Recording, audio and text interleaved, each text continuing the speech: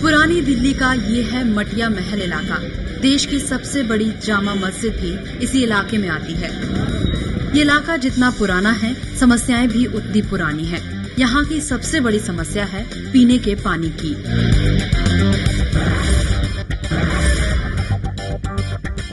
यहाँ विकास के बारे में बिल्कुल जीरो है। जमीन खुदने से पानी निकलने से लोगों को प्यास तो पूरी होती नहीं ना। यहाँ पर ये सीवर लाइन जो है ये गड़बड़ खस्ता हाल है, इसका कोई देख रेख कोई भी करने नहीं आता।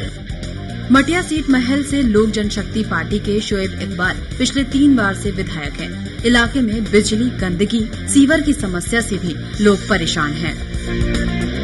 क्षेत्र की वही समस्याएं हैं जो पिछले 20 साल पहले थी, यानी कि ट्रैफिक, तंग गलियां, खराब सड़कें, शिक्षा, बिजली, पानी। और यही समस्याएं इस बार चुनाव का मुद्दा भी बन सकती हैं।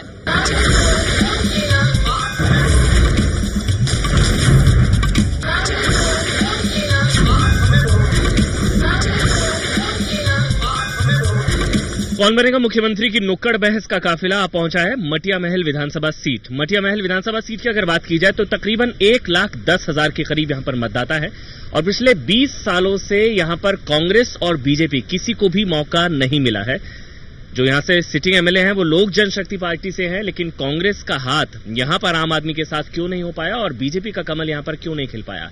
इसके अलावा आम आदमी पार्टी किस तरह से यहां का सियासी समीकरण बदलेगी, जानेंगे कुछ खास लोग, कुछ आम लोग हमारे साथ हैं जिनके हाथ में सत्ता की चाबी। और कांग्रेस से हमारे साथ मोहम्मद जिया साहब है, इनसे जानेंगे। जिया साहब, 20 सालों से मौका नहीं मिल रहा, क्या वजह क्या लगती है आपको? देखिए, ये इलाका जामा मस्जिद का था और यहाँ पर कट्टरपंथी के रुझान ज्यादा था, तो यहाँ पर कोई भी इशू आया बाबरी मस्जिद का, इसलिए चुनाव जीत गए। कभी आया राइट्स का, इसलिए चुनाव जीत गए। लेकिन उसके बाद यहाँ पर डेवलपमेंट कुछ नहीं हुआ। तो दिल्ली सरकार ने या दिल्ली गवर्नमेंट ने जब से डेवलपमेंट किया है, यहाँ की सोच बदली है। आप कह रहे हैं यहाँ पर सांप्रदायिक आधार पर वोटिंग हुई है, इश्यूज बेस्ड वोटिंग नहीं होती। बेस्ड वोटिंग नहीं होती, इसलिए ये चुनाव जो तीनों चारों वो जीते हैं वो सिर्फ इसीलिए जीते हैं। और 2008 का चुनाव वो जीते हैं, उसकी वजह ये थी, यही भी कम्युनल हो गया। बीएसपी से यहाँ अभय यादव जी खड़े हो गए और उन्होंने 12,000 वोट ले लिए, केवल 7,000 कुछ वोट से हम हारे। तो इतना मुकाबला नजदीक आ गया है, लोग अब समझने लगे हैं डेवलपमेंट को और लोगों को पिछली बार जज्बाती बना के उनके वोट लिए गए। और यहाँ पे गरीब लोग रहते हैं, स्लम एरिया यहाँ ज्यादा हैं, तो मनी लेंडिंग यहाँ ज्यादा होती थी, तो डेवलपमेंट लोगों ने देखा नहीं था। जब मैं काउंसलर बना 2007 में, तो हमने डेवलपमेंट किया इस इलाके के अंदर, गलियां बनाई, सड़कें बनाए, रिजर्वायर बनाया। हमारे एमपी कपिल सिब्बल साहब ने यहाँ पर फंड लगाया, तो लोगों को समझ में आ गई कि डेवलपमेंट भी कोई मुद्दा है देश में। इश्यूज कौन कौन से हैं? क्या है? बिजली की समस्या, पानी की, सड़क की, गलियां हैं, संकरी हैं, किस तरह की समस्या आप लोग फेस करते हैं रोज? हाँ, संकरी गली है, बिजली पानी की समस्याएं हैं, लेकिन पहले से अब काफी डेवलप हो रहा है, लोग समझ रहे हैं इन बातों को। और अब जो है काम के आधार पर ही मतलब वोटिंग होगी, अब वैसे नहीं। आप कौन कौन से मुद्दों को जहन में रखकर वोट डालने जाएंगे? आप कौन कौन से मुद्दे आपके जहन में है कि ये काम नहीं हुआ? हमारे जहन में यह है सबसे पहले कि जौन सा भी उम्मीदवार, जौन सा भी कैंडिडेट हमारा काम करेगा, आम जनता का काम करेगा, हम सबसे पहले वोट उसको डालेंगे। ऐसा यहाँ पर बिजली का, सीवर का, पानी का 3 समस्या ये सबसे बड़ी है। लेकिन हमारे एमएलए साहब ऐसे हैं, वो कुछ नहीं कर पाते। कभी बर्मे में घुस जाते हैं, कभी तीर में, कभी हाथी में, कभी घोड़े में। उनका कोई दीवान धर्म है नहीं। कॉर्पोरेटर के पास जाते हो कहते जी एमएलए के पास जाओ, एमएलए के पास जाते तो कहते मेरे पास टाइम ही नहीं है, वो मिलते ही नहीं तो जाएगा। लॉ एंड ऑर्डर भी मेरे ख्याल से यहाँ पर एक इशू है। देखिए, यहाँ का हमारा पुराना शहर जो है वो तरक्की बिल्कुल नहीं हो पाई, क्योंकि एमएलए की एजुकेशन नहीं है। यहाँ पर पानी की इसलिए प्रॉब्लम थी कि यहाँ कोई रिजर्वायर नया नहीं बना। पुराना रिजर्वायर है, 20 साल 30 साल पुराना, उसकी कैपेसिटी बिल्कुल कम है, 1 लाख टन गैलन पानी की है। आबादी बढ़ गई, फ्लैट बन गए। तो जब मैं 2007 में आया और हमारे एमपी सिब्बल साहब आया, दिल्ली की शीला दीक्षित जी ने, तो हमने दिल्ली गेट पे रिजर्वायर बनाया जो अब तकरीबन तैयार है। 4-5 महीने के अंदर वहां पानी आ जाएगा तो पानी की प्रॉब्लम खत्म हो जाएगी। तो लोगों को एजुकेट किया गया कि ये डेवलपमेंट एमएलए की जिम्मेदारी होती है, वो डेवलपमेंट करें। और जो एमएलए 6-6.5 करोड़ रुपया उसका फंड यूज ना हो तो वो क्या डेवलपमेंट करेगा? पानी इतना गंदा है, मैं आपको बता नहीं सकता, पीने लायक नहीं है।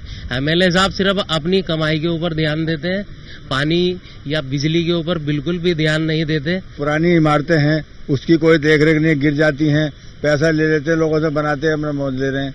कोई परवाह नहीं है। अच्छा, जर्जर इमारतें जो है वो भी एक इशू है यहाँ पर जिस पर ध्यान नहीं दिया गया जिया साहब? जर्जर इमारतें यहाँ काफी हैं और हमने स्टैंडिंग कमेटी में इस इशू को उठाया, लेकिन यहाँ पर गरीब लोग हैं और यहाँ पर ये एमएलए साहब जो हैं ये चाहते नहीं है कि कोई यहाँ पर ठीक हो, पॉलिसी हो। ये चाहते हैं ये इलाका इसी तरह से रहे ताकि इनको लोग पूछते रहे, इनकी आमदनी होती रहे। लेकिन मैं समझता हूँ कि अब ये वक्त नहीं है कि लोग समझ गए हैं। अच्छा, आम आदमी पार्टी की किस तरह की भूमिका रहेगी? शकील अंजुम हमारे साथ हैं। शकील जी, यहाँ पर हमने अभी जितनी भी बात की है, इशू बेस्ड वोटिंग यहाँ पर नहीं होती है, ज्यादातर सांप्रदायिक आधार पर, जो इन लोगों का कहना है।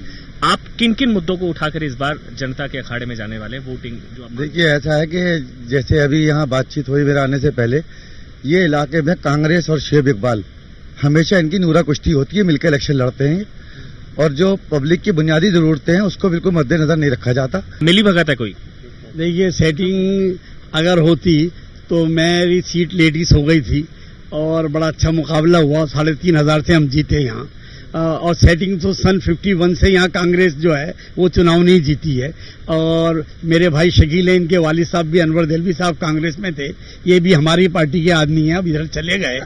और मैं समझता हूँ कि पार्टी में जो लोग भी आए हैं वो दूसरी पार्टियों से ही आए हैं। आम आदमी पार्टी ने कोई नई जनरेशन पैदा तो की नहीं है। शकील साहब, अगर आपको मौका मिलता है, क्या क्या काम आप इस सीट पर करेंगे मटिया महल में? जो 20 साल में आज तक काम नहीं हुए, मैं अपनी जनता के बीच में जा रहा हूं और ये बात मैं साफ तौर पे कह रहा हूं कि मैं मटिया महल विधानसभा क्षेत्र को ताजमहल बनाने का वादा तो नहीं करता हूं, लेकिन इतने काम जरूर कर दूंगा कि मुझको वोट देने वाले और मेरी पार्टी को वोट देने वाले और अरविंद केजरीवाल की सोच से सोच मिलाने वाले इस बात से कभी बददिल नहीं होंगे कि हमने गलत आदमी को वोट दिया। जिया साहब, जल्दी से आपको मौका मिलता है तो आप क्या काम करेंगे?